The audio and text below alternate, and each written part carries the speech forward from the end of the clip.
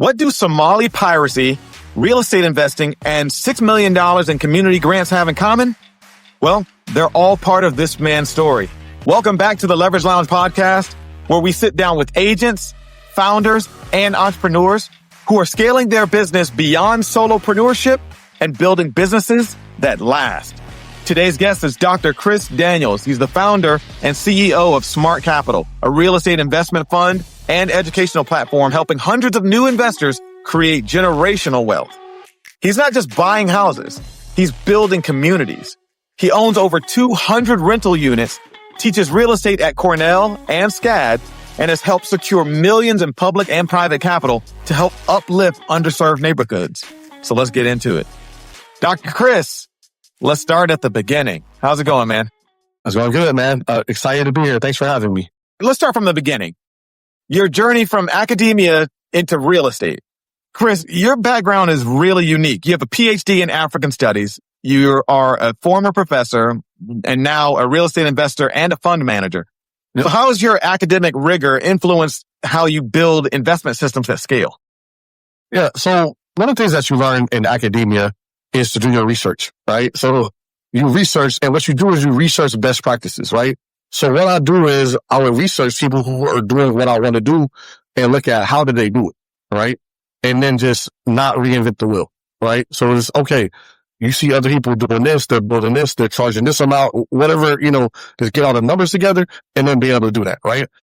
The thing about academia and about being a professor is that in order to be a professor, you have to be seen as an expert, right? You have to be seen as one of the smartest people in the world in what you do. The same thing applies to the investment world. In order for someone to want to invest with you or trust you with their capital, you need to display competence, right? You need to display the fact that you know what you're talking about and you're one of the best in the world or best in your city, whatever area at what you're doing. So it's literally the same skill set, right? So in academia, we do a lot of research, we read papers, we read books, we go to conferences, same thing, right? So with real estate, you read case studies, you go to conferences, you network with other builders, you do a lot of other things, right? But you basically do your research and you build a network of experts around you. And then eventually you become that expert, right? Because you get experience. That's what makes it work. Now, the good thing is about real estate development is that there's such a shortage of housing in America right now.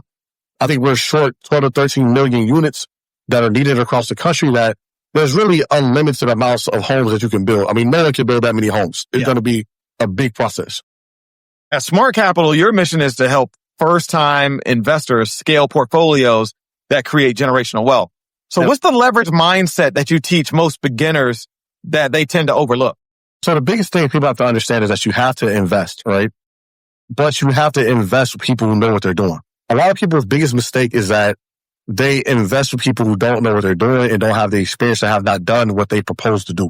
And that's a big mistake because ultimately you're gambling, right? So you're gambling with them and you're gambling with your own funds, right? So what you want to do is you want to invest with people who are more experienced. Now, people who are more experienced typically are going to offer a little bit lower rate of return to people who are less experienced, right? You're not going to double your money, triple your money, all those types of things, right? You're going to get between a 10, 12, 15% return on your money, somewhere in that range, right? Usually anywhere from 8 to 12% is standard.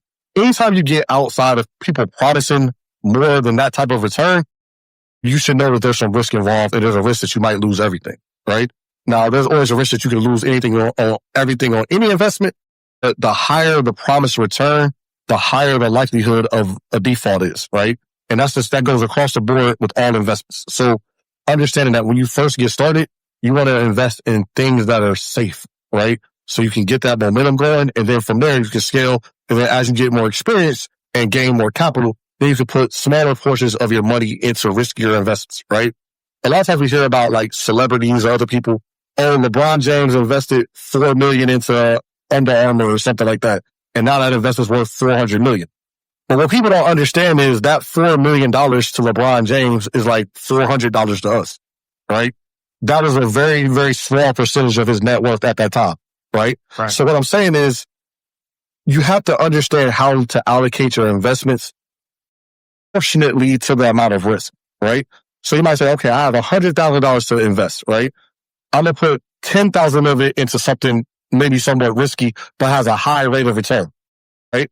I'm going to put the other 80 into, something that's just kind of mid-level or whatever. This is basically, long story short, understanding your investment capital and then how to allocate your investment capital according to risk and return ratio is something that a lot of people don't think about, right?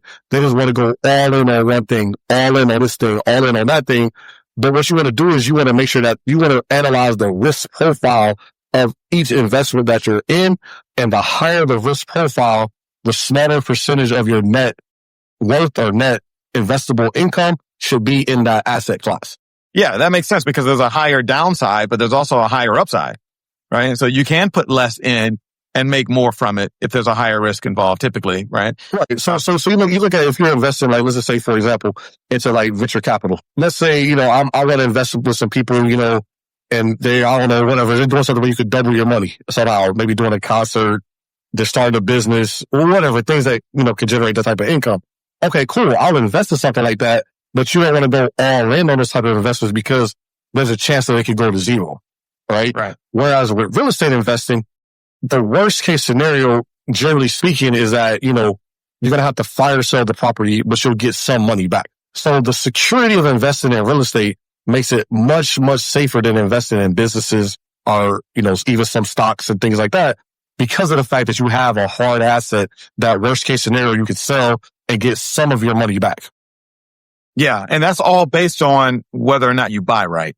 Right? Like you have to buy the property at the right price. You have to be all in at the right price in order for it to make sense.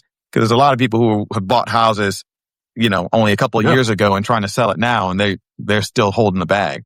Okay, I won't say that they bought it the wrong time. I'll say they sold it the wrong time. That's a better way to say it, right? Because if you sell at the right time, it doesn't matter when you bought it. But if you sell it at the wrong time, it does matter when you bought it, right? So if I bought a house in 2022, I was kind of on the back end. I was kind of on the back end of like the boom. And then now in 2023 or 2025, let me say that, years ago so fast. 2025, it was kind of in a downturn. So that same house that might have been 400,000 might be 350 now, right? Right. Might be 380 in some areas. Just, kind of a give or take, right? One of my buddies always taught me it's never a loss until you sell. It's only a paper loss, but if you have to sell, then you will lose money. So a lot of people are in upside down or whatever you want to call it investments, but if they can rent them out, if they can, float it, put it on Airbnb or whatever, then eventually they'll be able to come out on top on their investments. Yeah, I like that. So let's talk about vertical leverage, because you're not just buying properties. You're managing funds. You're educating investors and redeveloping communities. So what systems allow you to juggle all of those roles while keeping each machine running coherently? You have to specialize in what you do best, right? So if you're in real estate development, right, there's many components of real estate development.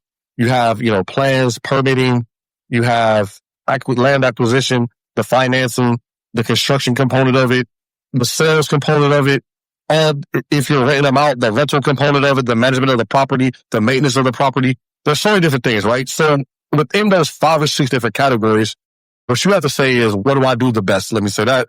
And then find people in those other categories that you can trust, right? Now, that is certainly easier said than done, but that's how you do it, right? So I don't have to be at any of my construction sites, right? Because I have a great contractor. Now, of course, I go there whenever I'm around? Yeah, of course, I'm going to check on it. I'm going to look at this, I'm going to look at that, but I don't actually physically have to be there. I'm not taking orders from suppliers. I'm not checking off. People not sending me their invoices. I'm not doing that, right? One of the things I would suggest to everyone to do is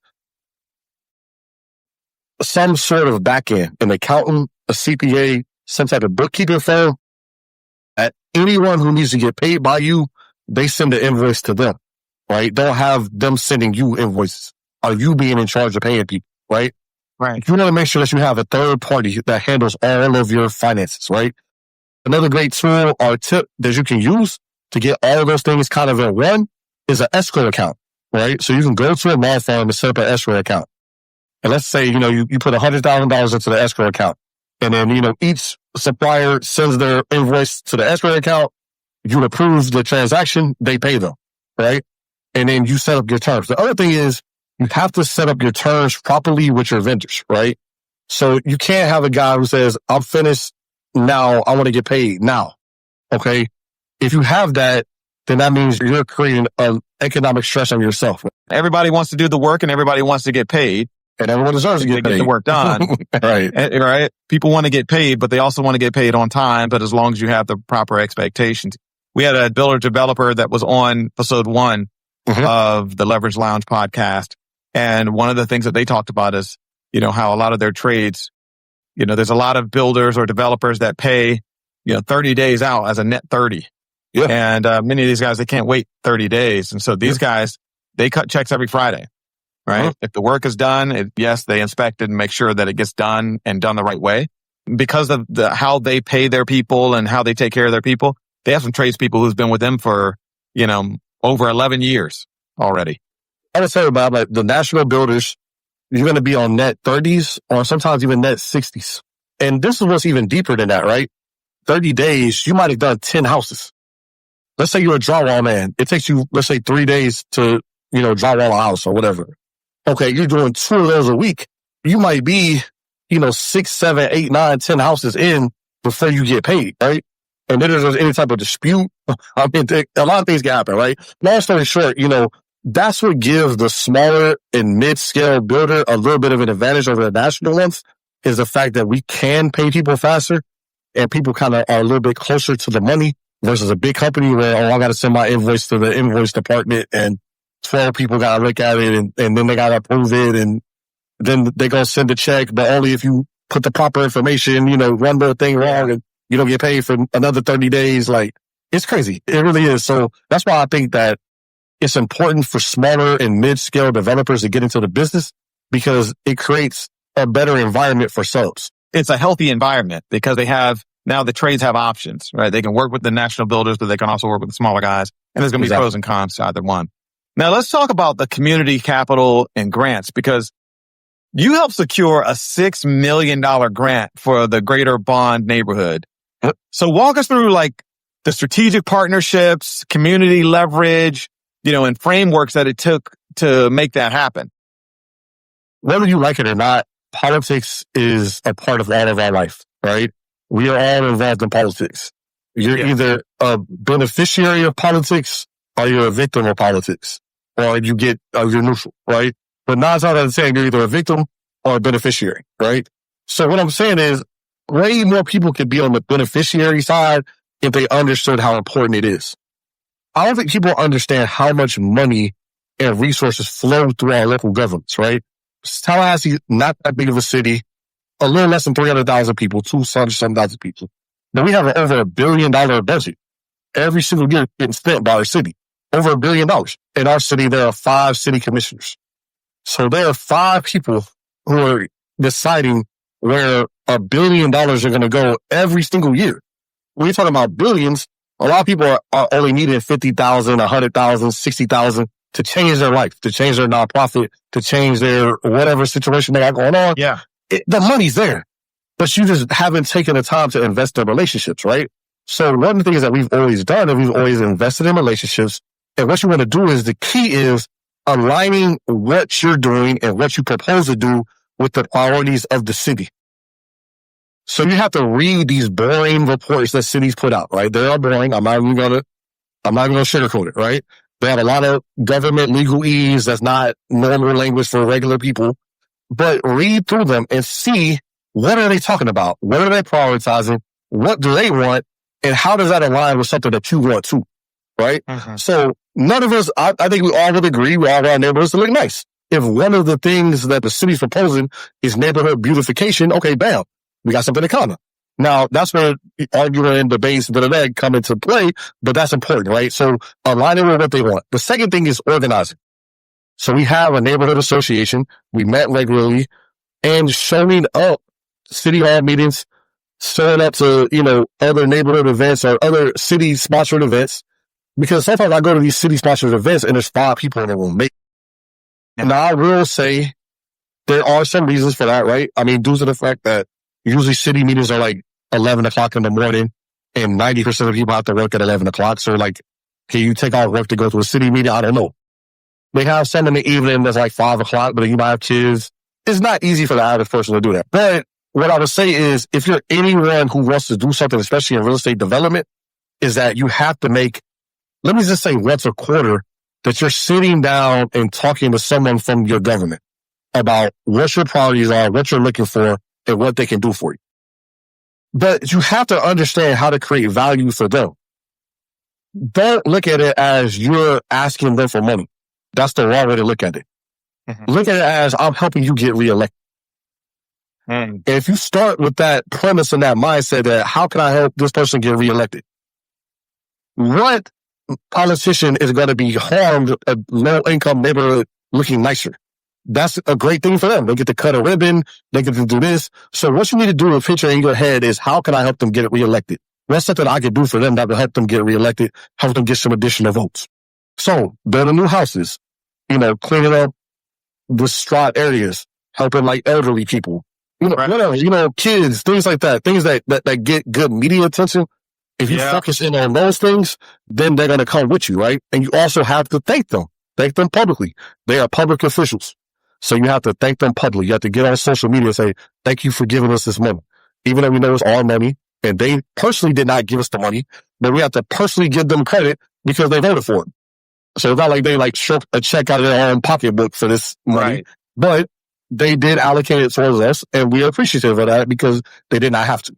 So the more appreciation, the more public praise and success that people can see with the money that they allocated, the better the outcome is for them, right? So if you think backwards of how you can make them happy, and then how making them happy can also make you happy, that's how you get to the point where everybody wins. Man, that's a bar. You're talking about starting with the end in mind, but I never thought about that question. How can I get you reelected or how can I get them reelected? And then you're able to just, again, as we talked about in the beginning of this episode, where you saw a need and you served it, right? Yep. And so that's really cool, man. Another question that I have for you, in a market that's chasing ROI, you talk about SROI, which is social return on investment. So how do you make that case to traditional investors? And then what KPIs really kind of move the needle in workforce and affordable housing? Yeah. So the thing I tell people is I probably could get, I don't want to promise anything. Let me not promise returns, right? I don't want to get myself in trouble. But what I'm saying is, if you look at the returns from the products that I've done in the past, they are the same or if not better than any other investment that you're going to invest in real estate with faster turnovers and more impact. I could consistently get 20 to 30% cash on cash returns in affordable workforce housing all day long. I mean, easily. They have faster turnarounds and they have more impact. And they also create, what I try to explain to people is, what I try to get people to invest in these areas is that they create more opportunities for the luxury housing things that people want to invest in. Because when you clean up neighborhoods, you redevelop neighborhoods, now there's periphery areas. Now I can go build a shopping plaza. Now I can go build some little bit nicer apartments, right? You're inviting that type of investment to come into the area now. Exactly. Now you're creating a whole new possibility. You can, in major urban areas, you can build an A-class building right in the F neighborhood. I mean, you can do that, but that's not only New York City, places like that where it's just tons of people and it's overcrowded. But generally speaking, your class A prime development can only come in either a rural area where no one lives, period, or at least a B-ish, C+ type neighborhood. Where it's okay, it's not the nicest neighborhood, but there's no crime, there's no violence, there's no, bunch of empty buildings everywhere and nonsense going on, right? So what I'm saying is if we can eliminate these D and C neighborhoods, these D, F, and even C neighborhoods, and make pretty much every neighborhood an acceptable neighborhood to develop in, then that creates way more opportunities for everyone. And then in addition to that, most people that I talk to, and this is something I'm really, really, really going to push harder, is that employers, the biggest reason why your employees keep going to you and asking you for raises is because of housing. So if you just invest in housing and stabilizing this housing market, so where your employees at the current pay they're at right now can buy a nice house and live a good life, then they're not going to keep coming back to you every year after year after year after year asking for raises because they can't afford to live quality of life, right? So we want to stabilize the housing market so where, of course prices are going to go up, some, but, it's a steady increase, not shoots up. I mean, most places in Florida have gone up 40% since 2021. I don't know very many people, unless they were in school or someone or totally changed careers, who are getting paid 40% more now than they were in 2021. Unless they, like, you got a raise or, a totally different position. But if you're in your same current position, there's probably slim to no way that you're making 41% now, more now than you were 4 years ago. No. This is not happening, right? In the same job now. At the same job, right? So you're essentially asking people to work, and the point of people working is to live a quality life. But now you're asking someone to work hard, but live a mediocre life. And that's bad for productivity. You want people to work hard, live a good life, they'll be motivated to get up on Monday and do it again. If I'm waking up, if I barely can pay my bills, what is my motivation to come in and innovate and make more money for the company and do this and do that? It's just not there. It's not the American dream. Now, what has made America what it can be is the fact that people can live a really good life if they work hard. But now people are working hard and living a poor quality life. And the reason why is because too much of our investment capital is going into impactless projects. So, I'm not going to say we don't need it. That's not the right word. But what I'm saying is, if you take the $1 billion that people built, that people spent on one high-rise in Miami, there are several high-rises in Miami right now that are being developed for over $1 billion. Yeah. If you took those $1 billion and invested that into affordable housing, the city of Miami would be better off for that. If you take the 50, 60, $70 million that people are building at some of these apartment complexes and invest that into affordable housing, the city, whatever city you name the city, will be better off for that. So it's just about reallocating the resources into areas that make more sense for the economic health of the city. Because ultimately, at the end of the day, if you don't have workers, you don't got a city. Yeah, that last part, absolutely. I want to talk about the elephant in the room as we're talking about this, though, because the elephant in the room is that once you get a nicer neighborhood that's already cleaned up, you have, let's call it an affluent neighborhood where the income is higher than the median income for that city or state, then you get a lot of people who don't want affordable housing in their neighborhood. They don't want this type of housing and attracting this group of people, if you will. That's not a race question. That's across the board, right? So they don't want that in their neighborhood. Nice homes, gated communities, Publix everywhere, and all of the fanciful things that come with nice neighborhoods that are great. I'm thinking about right now, I live in Windermere, which is a really nice, affluent neighborhood in just outside of Orlando, 10 minutes away from Walt Disney World. The average home price here is a lot higher than what the average home price is in most areas of Orlando, let alone Florida.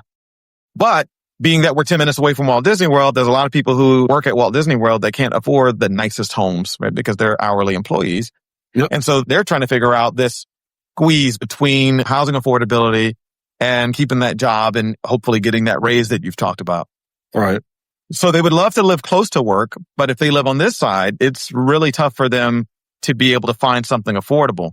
And the people who might live in this area may say, well, I don't necessarily want them to build an affordable housing community right around the corner here because that might bring my property values down. So what do you say to that? How do we address that conflict? Because I'm sure you see it. Yeah, absolutely. Affordable housing has been stigmatized because most people improperly associate affordable housing with low income housing. And those are two totally different things. The low income housing is like the projects where people are on Section 8. That's like the bottom lowest component. When we're talking about affordable housing, we're talking about people who make anywhere between 70% to 120% of AMI, average median income, or the area median income in your particular city. So I'll use Tallahassee for an example. So in Tallahassee, someone who qualifies for affordable housing could make $90,000 a year. Now, if someone says, I don't want to live next to somebody who makes $90,000 a year, they're in a different time bracket than me. I don't know, if they find that's unacceptable, right? But for most people, that is a school teacher. That is a firefighter. That's someone with a, relatively decent job. I mean, they're certainly not rich, but that's considered a successful person. When you consider the fact that the median income in America is about $50,000 a year. Right. So this is someone who's making about twice as much as the average person in this country. So when we're talking about affordable housing, we're not talking about the projects. We're not talking about the hood. We're not talking about any of the type of stuff. We're literally talking about That's why the word workforce housing actually is a little bit better, because it's harder to mistake low-income housing for workforce housing. This is literally housing for people who work in these areas, right? So, for example, don't we all love Chick-fil-A? Don't we all love Publix? Don't you think that the service would be better if the guy who works there could just walk across the street and go to work instead of having to drive an hour in the morning, drive an hour back home? I mean, just think about it. Like, and then what do we all hate? Don't we all hate traffic? Who loves traffic? No one listening to this loves traffic. We all hate traffic. But do you know why there's so much traffic? It's because people cannot afford to live where they work. They don't let them live where they work because it's for some reason, right? If people lived where they worked, there would be a lot less traffic. Now, of course, Orlando's a little bit different because you got a lot of tourists, you got Disney, but it would be a lot less congestion if people just lived within a small radius of where they worked. The reason why is because our cities need to be replanned.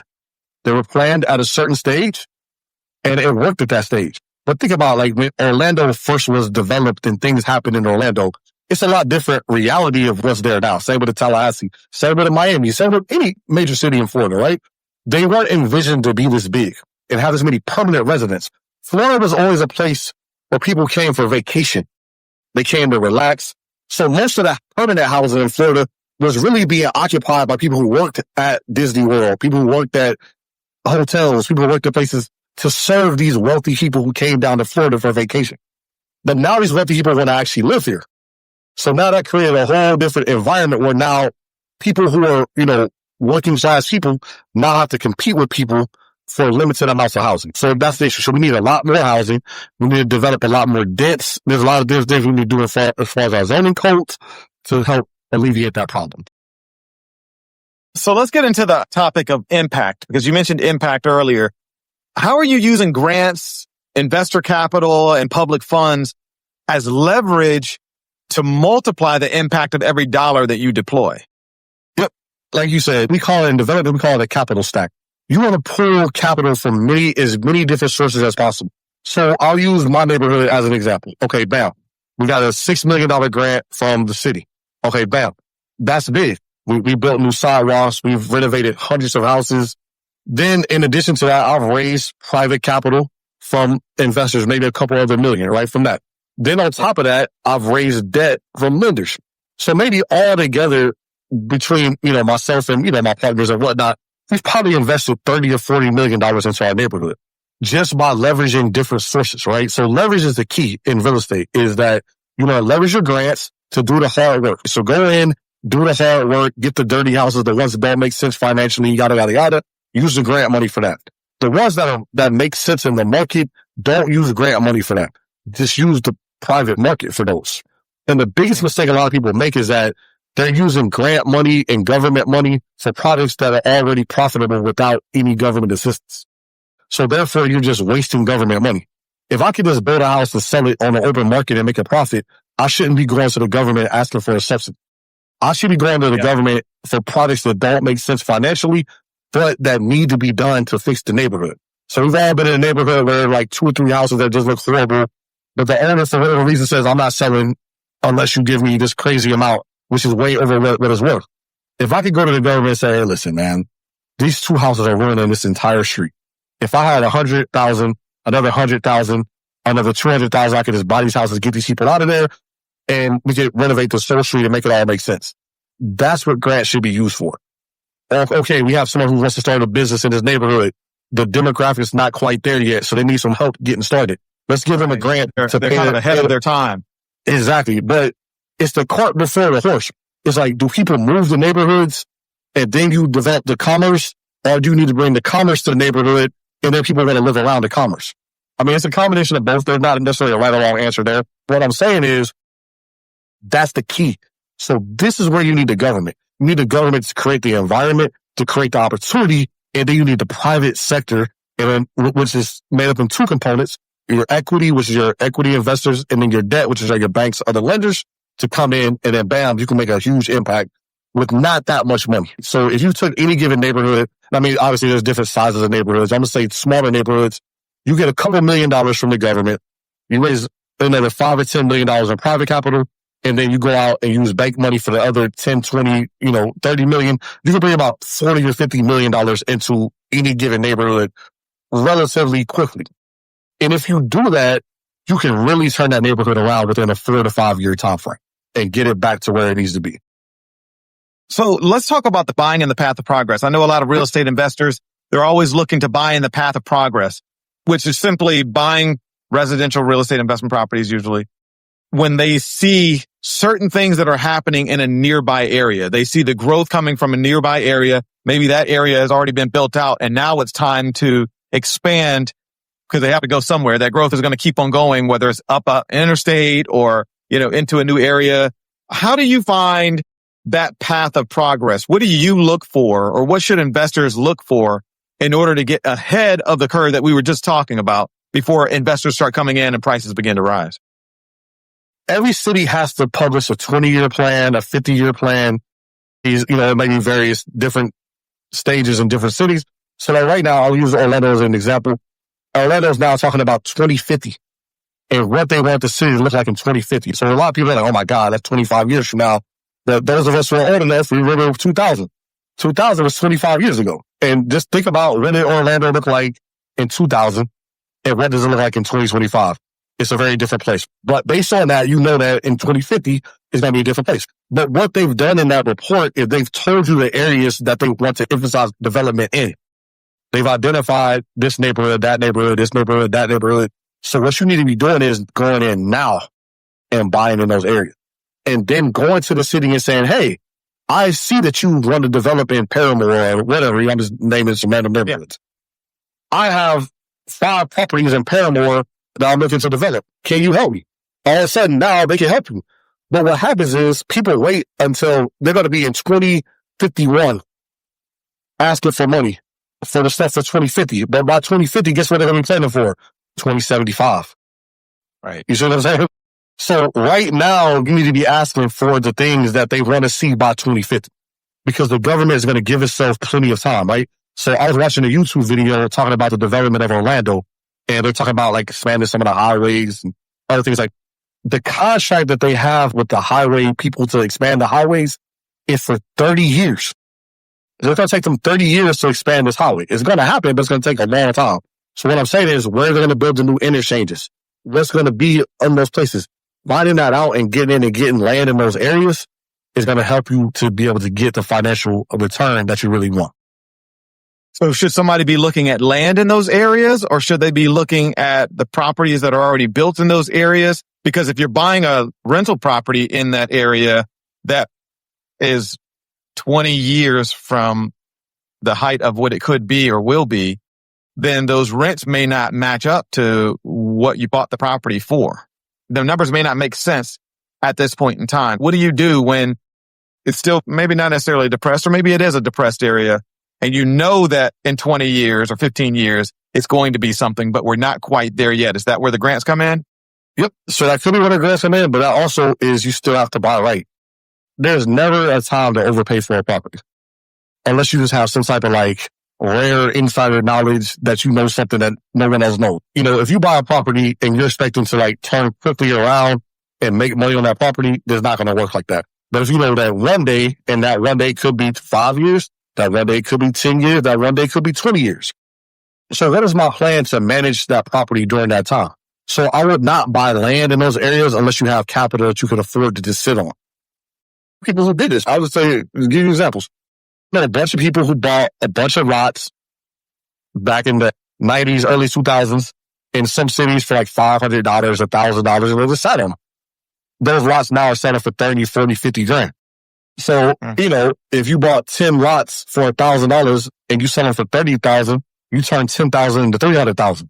That's worth waiting 20 years for. That's basically your retirement.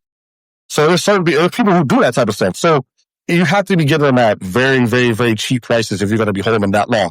Now, if you want to buy houses at that price, you can, but you have to be able to make sure that they're going to be solid rental properties. And you have to identify the type of property that's a low maintenance property. So houses that, you want to get houses that don't have a lot of stuff that can break.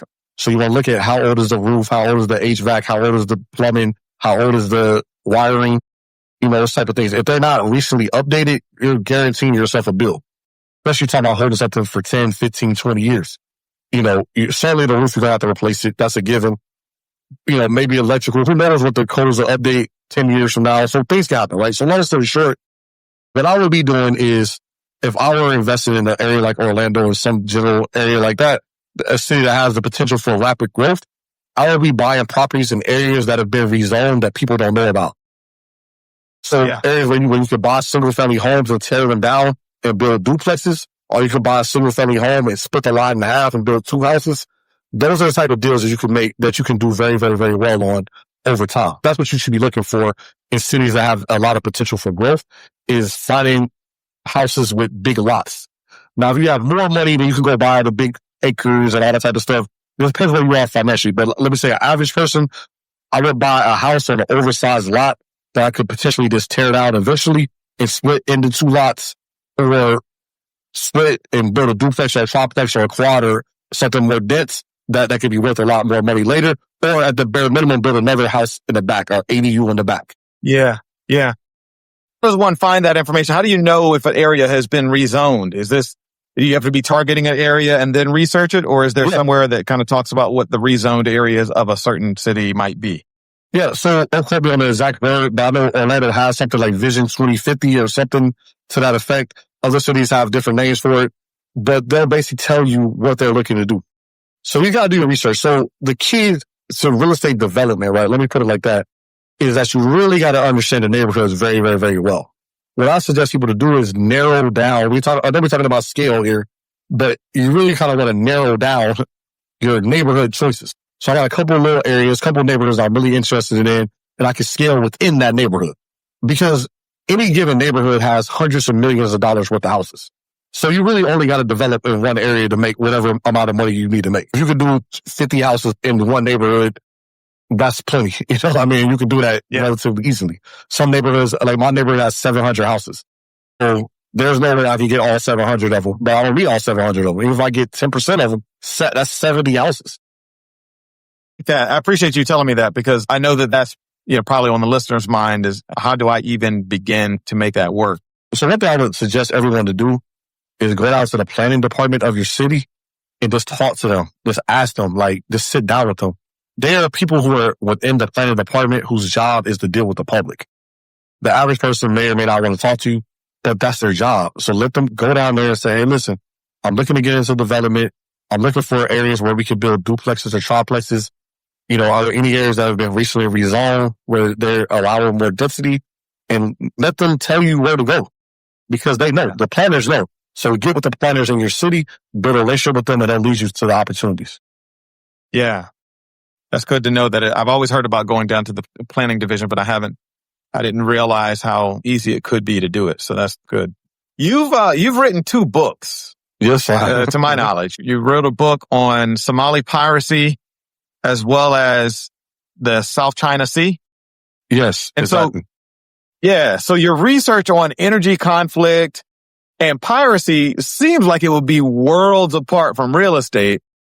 But how has that geopolitical understanding helped you to assess risk and opportunity in these underserved neighborhoods?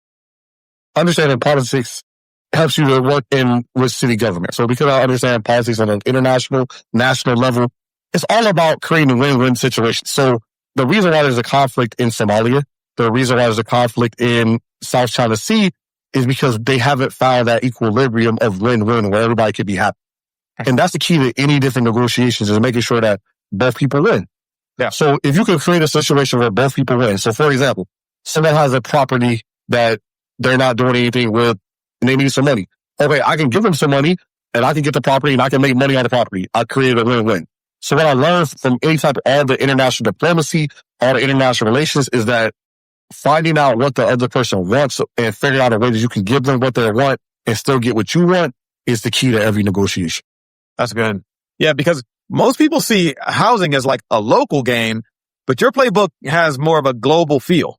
Yeah. You take insights from international diplomacy that helps you lead with strategy instead of hustle. And right. I think that's brilliant. Most people would not be able to, you wouldn't normally think that those two go together, but obviously they do. You've also created educational programs like buy your first investment property in 6 months, So what automations or leverage tools that you use to teach at scale without burning out? The simplest one is Zoom. So I use WhatsApp, Facebook groups, and I do a lot of in-person things as well. I found in general that it's less draining teaching in person than it is online. Online, because the screen, it can drain you physically, but in person is a little more energetic because there's a lot more of exchange of energy. So in person is less scalable, but it's more intimate. But online tools are great places to start. The biggest thing that we do is I teach people to create a criteria and stick with it. So like on my first round of mentees, I told them, listen, find any house that's 3 bedrooms, 2 bathrooms, under $100,000. Go find those and bring it to me, and we're going to pick the best one out of that. And that's going to be your first deal. And every single time we found a deal out of that category. Now I probably have to change the scale because things got more expensive. But what I say is I just give them a set category of what to look for, and you're going to find a deal within that category because I know the numbers. And it's the same thing, right? So whatever city you're in, you can find a mathematical formula of what price point a house needs to be at in order for it to be a deal and go straight to those. It might be 1, it might be 100, it might be 500, it might be 2, but you have those 2 opportunities. And then figure out how can you close on those 2 where there's a deal. If you can't find those, then you got to start cold calling. So you get on the phone, you start calling people and seeing if you can find someone who's willing to sell within that price point that you want, right? So it's just all about, having your number and knowing exactly what you want and then grabbing people with a plan of action because people respond better to plans and leadership than people who are kind of like going back and forth. Going through this process myself right now, I'm going to be hitting you up too because I was at one point accumulating rental properties. I was flipping homes. And then I got to a point where I had a couple of bad flips. I had some crazy stuff going on with an investment partner that I had, business partner who actually never invested, I should put it that way. And so I needed capital. So I ended up having to sell off a lot of those projects.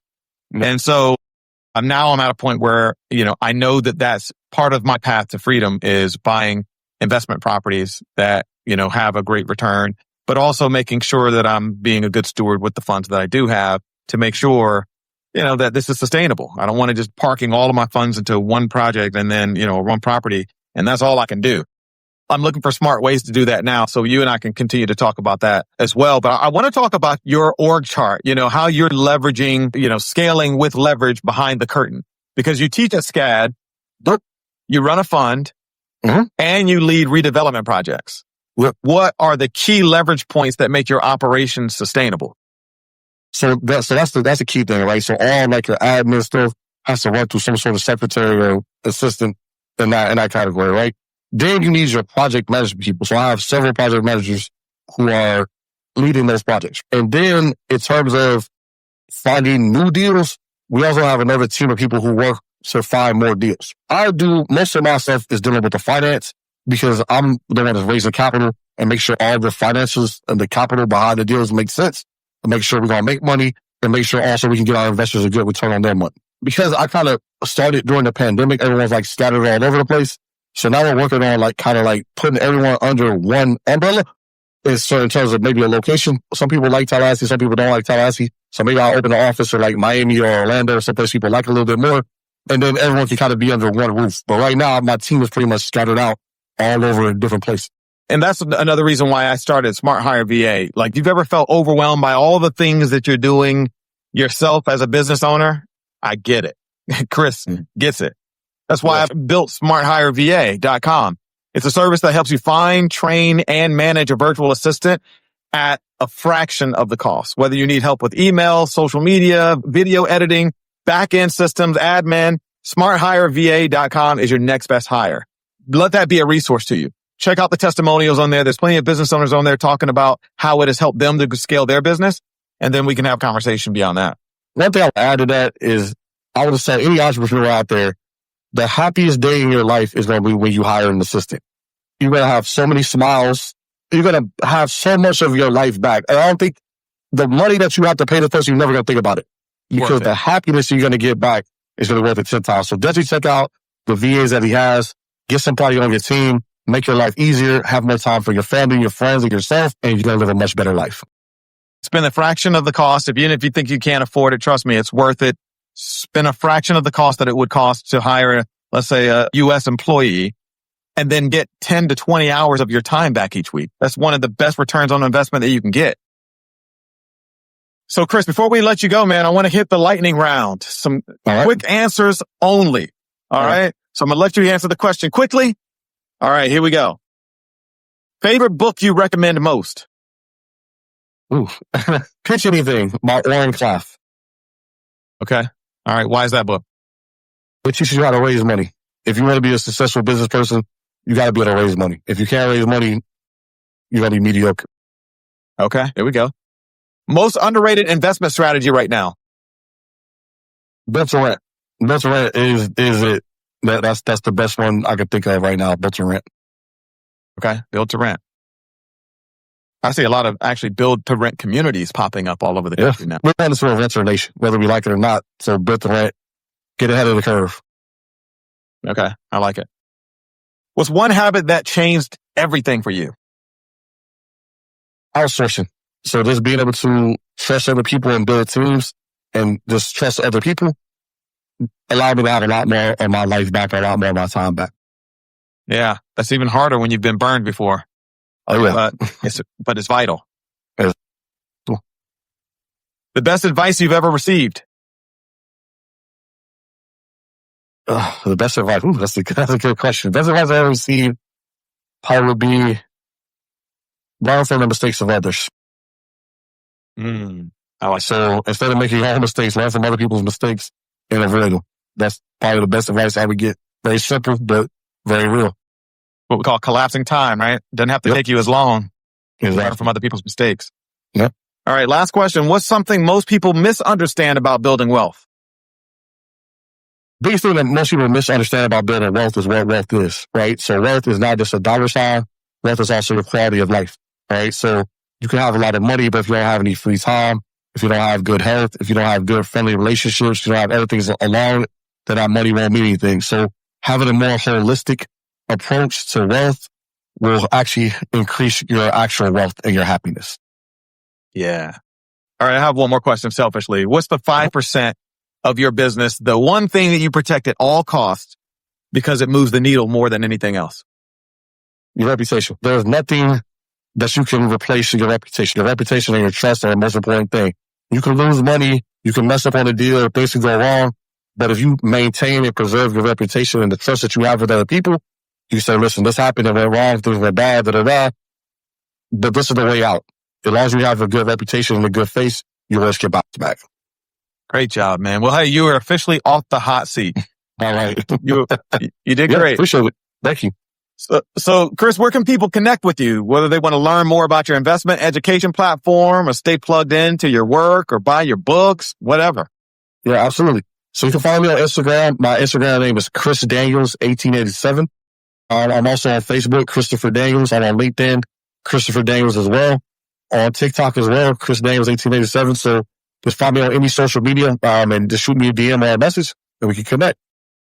And we'll have all of his details in the show notes as well as his website and the name of the course and everything else if you want to get more information on that. Thank you, Chris, man. I appreciate you. Guys, that is a wrap for this week's episode of the Leverage Lounge podcast. If you got any value from today's conversation, do us a favor.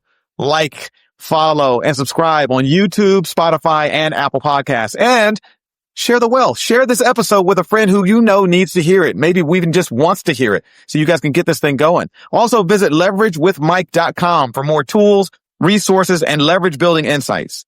Hey, I'm your host, Mike Collier, reminding you that real growth starts when you stop doing it all yourself.